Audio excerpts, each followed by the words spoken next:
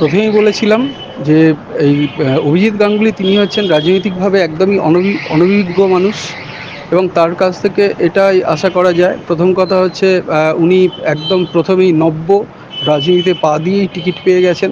তার ফলে নির্বাচন বিধি কী সেই বিষয়ে তার কোনো অভিজ্ঞতাই নেই।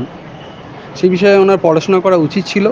এবং এই বিষয়ে একটা কথা বলতে পারি যে বিজেপি এবং তৃণমূল এই দুটো দল এদের কালচারই হচ্ছে গিয়ে কুরুচিকর মন্তব্য করা।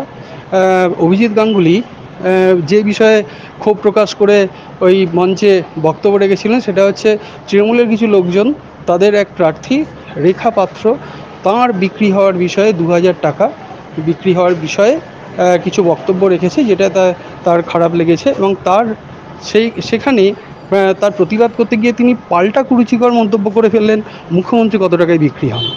আসল ব্যাপারটা হচ্ছে গিয়ে এই রাজনৈতিক অনভিজ্ঞতা এবং যে দলে উনি গেছেন সেই দলের কালচার, সেই কালচারকে উনিও বহন করছেন, রপ্ত করে ফেলেছেন এবং ভবিষ্যতে ওনার বিভিন্ন রকম সমস্যা হবে এইভাবে।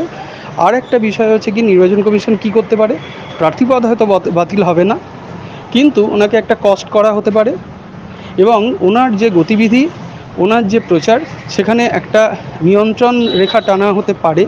তবে হ্যাঁ, এইভাবে ওনাকে আটকানো যাবে না, কারণ কেন যাবে না, রাজনৈতিকভাবে অনভিজ্ঞ উনি আবারও এমন মন্তব্য করবেন এবং নির্বাচন বিধি উনি ভাঙবেন।